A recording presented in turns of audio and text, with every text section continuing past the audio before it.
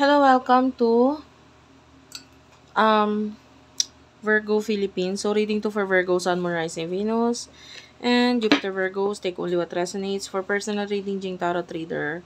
Paki-search na lang siya sa Facebook. Ay, bago pala ako magsimula ay magki-cleanse ako ng space. So pakihinaan na lang ang inyong volume dahil medyo maingay po ito.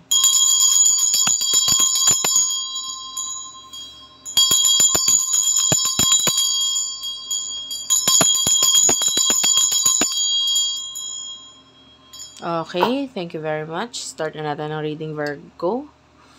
Sa mga hindi pa nakaka-subscribe, pa-subscribe na lang. Sa mga gustong mag-follow sa akin sa TikTok, ang akin pong TikTok ay Unicorn Princess Tarot. Ayan, let's start reading. This is for the sign of Virgo, Sun, Moon, Rising, and Venus, Jupiter, Virgos.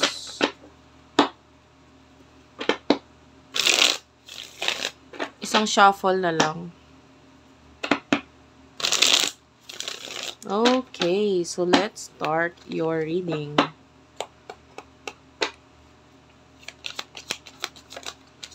For the sign of Virgo, you do have here the Nine of Wands and the Moon.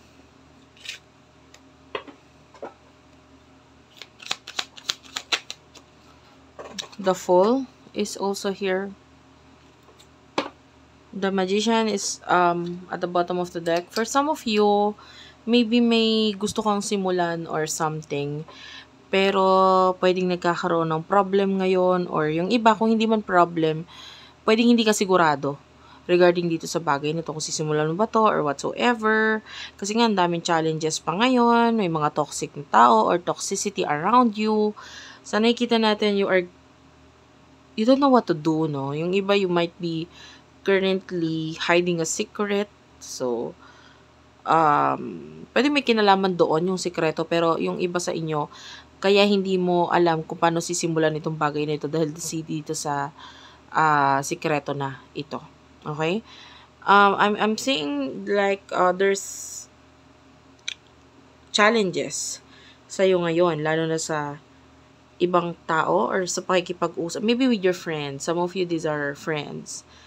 And, pwedeng, I do love your energy kasi pwedeng, sa usaping professional, wala ka na munang pakialam sa emotion ng iba.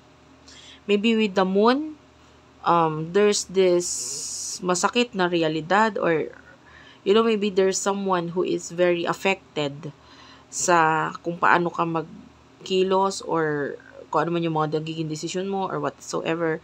Pero sa ngayon, maybe medyo balanse na sa'yo ang lahat dahil pwedeng wala ka na munang pakialam sa kung ano man nararamdaman nila. With the Magician, you are focusing on your skills, your talents, and other people. Yung iba, you could be very creative, artistic person. Kung ikaw yon, hindi ko sinasabing ganun ka, pero kung ganun, kung ikaw yung tipo ng tao na ganun, napapansin na ngayon, nakikita na ngayon ng ibang tao kung gaano ka kagaling. And, nai-invite mo sila or maybe for some of you, if you're thinking about something, interesado itong mga taong ito na parang they like to join you, gusto kanilang samahan, salihan, or tulungan, pwedeng ganun, or maging part na kung ano man yung gusto mong gawain because they can see kung ano yung mga magagandang ginagawa mo and hindi naman sila against doon but rather they want to join you. So, pagdating sa love, no, this is love reading by the way. If you don't want love, maggagawa ako ng mga career reading, ilalagay ko Virgo career, so or kung gusto mo naman, check mo na lang yung ibang videos na may career. Ayan. Kasi, may mga nagko-comment po, no, na ayaw nila ng love or laging love. Of course, ang ating ating almost daily reading ay love reading. So, nag-explain lang ako, guys, kasi ina-explain ko na love reading po ito, okay? Pagdating sa love, who is this person that you're dealing with for the sign of Virgo? Okay, this person is not okay. Hindi siya okay. Nine of Wands is here. And this is like, meron ka ditong Nine of Wands. And then sa side ng person mo is also a Nine of Wands. And then there's this Ten of Swords. Pwede nagkakaroon sa inyo ng ending nitong person na ito. Could be a very stable person.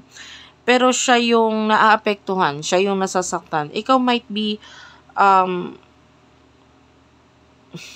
maybe you want to talk to this person or vice versa. Pwedeng siya yung gustong may pag-usap sa'yo because I can see there's no communication or pwedeng may silence, no? Nasasaktan ng person na to eh. Might be kasi wala ka nang pakialam kung ano man yung maramdaman. Like what I've told you a while ago, wala ka nang pakialam sa kung anong mararamdaman nila. Pwedeng may kinalaman sa love, may kinalaman sa career. So, ang focus mo is yung sarili mo, yung skills mo, kung ano pa madedevelop mo, etc. And this is you na parang wala ka nang ine-expect ngayon because maybe ito yung matagal mo nang or natutunan mong tanggalin sa sarili mo yung expectations. Alam mo yon, once kasi na nag-expect ka sa isang tao na ganito yung iniisip niya, ganito yung gagawin niya, etc., ganito yung mangyayari, ang tendency, ang ending, masasaktan ka lang kung hindi naganap yon. So ngayon, you're releasing these expectations. So probably dito sa person na ito, hindi ka na nag-expect or whatever. Ngayon, siya yung nasasaktan. Siya yung nalulungkot. No? Kasi hindi ka na nga nag-expect or parang hindi ka na katulad ng dati, etc. And then, ano bang emotions mo towards this person?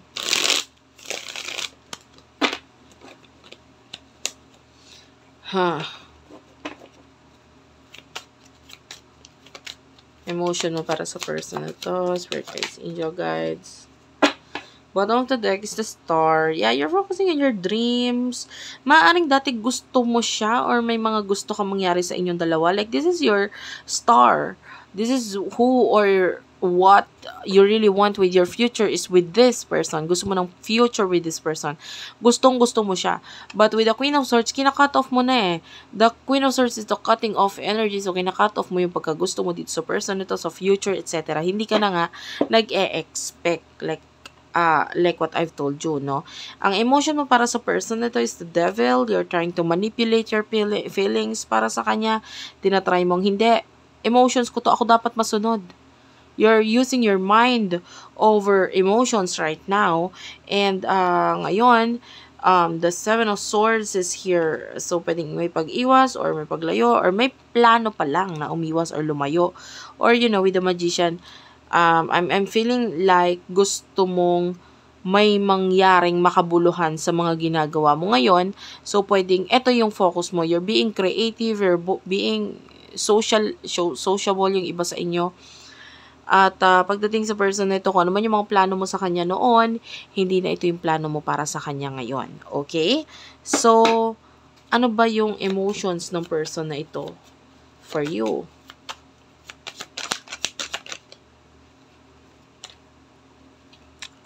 Eight of Swords is here.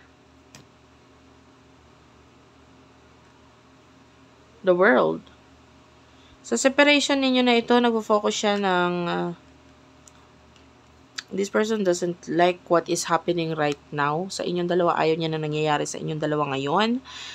I feel like with the Eight of Coins, nagpo-focus siya sa money, sa career, stability, etc. With the Six of Swords, as much as possible, tinatry niya mag-move on. Of course, wala naman siyang choice kundi mag-move on.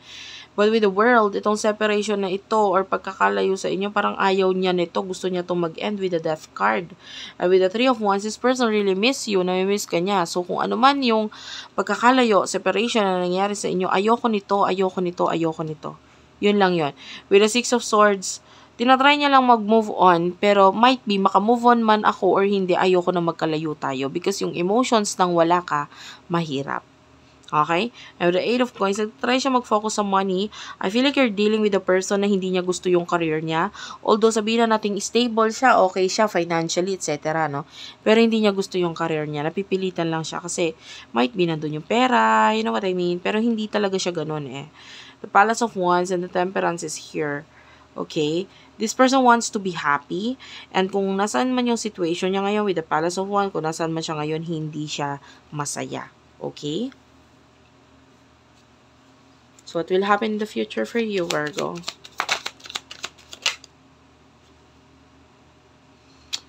Okay, King of Cups, King of Wands. Bottom of the deck is the Knight of Cups. Eight of Wands is here. Nine of Swords. Okay.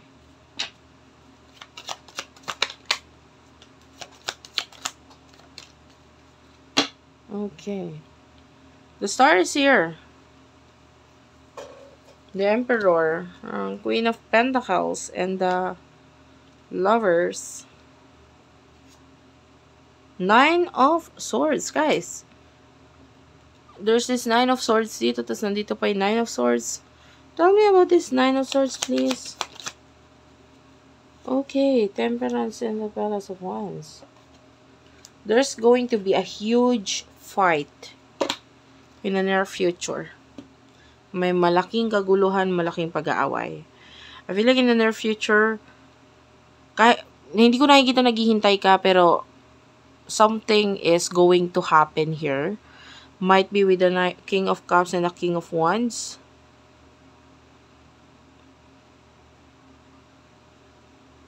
I'm seeing two people here na pwedeng mag-offer ng something sa'yo with the Knight of Cups. So, this could be the lovers relationship. And, you do have here the lovers then sa side ng person mo. So, the Two of Swords is here. You need to decide regarding dito sa dalawang ito. No, I can see two people will be like, pwedeng maging problema mo in a way na parang, anong gagawin ko, sino pipiliin ko, etc.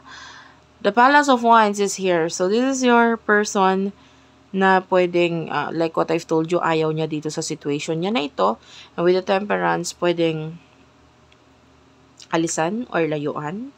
I can see possible na magkaroon ng problema regarding dito that would lead into this person with the Temperance card na makaalis or lumayo. The Star is here, so I feel like your star is coming or your star is falling for you. Diba? Like, kanina, nakita natin kung paano mo nagustuhan or pangarap itong taong ito.